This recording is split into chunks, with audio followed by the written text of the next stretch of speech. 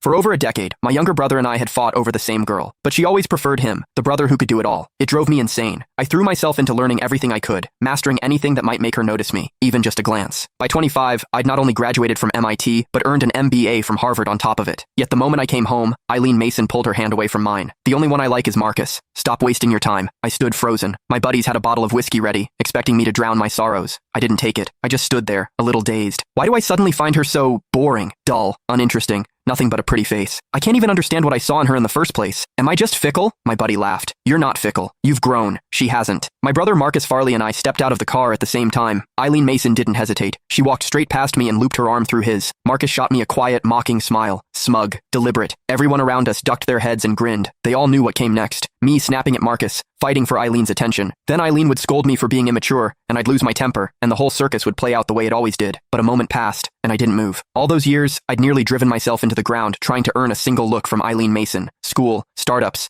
building a media brand from nothing, after navigating boardroom politics, after rubbing shoulders with people who shaped policy at the highest levels. Marcus's little routine? It was laughable. I kept my expression neutral and handed the gift bags to one of the housekeepers. From my parents, for Mr. and Mrs. Mason. Marcus's smile faltered. Eileen frowned and glanced at me. Inside the villa, I noticed the dining room table had only 4 chairs. Mr. Mason, Mrs. Mason, and Eileen already accounted for 3. Marcus let out a soft laugh. Sorry, bro. Forgot to mention you were coming too. Looks like they didn't set a place for you. Why are you apologizing for that? Eileen turned a cold gaze on me. Russ Farley. Marcus didn't do it on purpose. Just go get yourself a chair. There's no need to make him feel bad about it. It was always like this. Eileen always took Marcus's side without question. But the strange thing was, I genuinely felt nothing. I couldn't even remember why I'd fought so bitterly with my brother over her in the first place. Miss Mason, I haven't said a single word yet. Eileen blinked. In the past, I would have already been shouting, accusing Marcus of his passive-aggressive games. Bro, you're upset. Marcus stepped forward. Don't be mad. I'll go grab you a chair. He moved to get one, but Eileen caught his arm and pulled him back. She looked at me, her voice ice cold. This is the Mason house, not a place for you to throw your weight around. If you don't want to get the chair yourself, then don't bother staying for dinner. A few of the housekeepers couldn't hold back their laughter. I caught someone whispering, watch, he'll go fetch it himself like a puppy. Please. When has he ever not swallowed his pride just to sit a little closer to Miss Mason? That won't be necessary. I smiled faintly. I only came to drop off gifts for my parents. I wasn't planning to stay for dinner. Besides, I have somewhere to be. Enjoy your evening. Eileen stared at me. Something unfamiliar flickered across her face. I didn't acknowledge it. I turned and walked out, my stride unhurried. Behind me, Marcus's voice carried a note of wounded confusion. What's so urgent that you have to rush off, bro? Was he actually upset with me? Is that why he didn't stay? Eileen watched as I got into the car and drove away. A slight frown creased her brow. Don't worry about it. Marcus let out a cold laugh. A few years abroad, and his little jealousy games have gotten more sophisticated. I'll give him that. Playing hard to get now. Honestly, I'm starting to wonder if one day you might actually... Eileen pressed a finger to his lips. I told you, you're the only one I want. The truth was, I really did have things to do. I'd started an internet company with a college friend. Business was picking up fast, and I had a dinner meeting with a client that night. My partner sent me a message. Heard you're back in the country.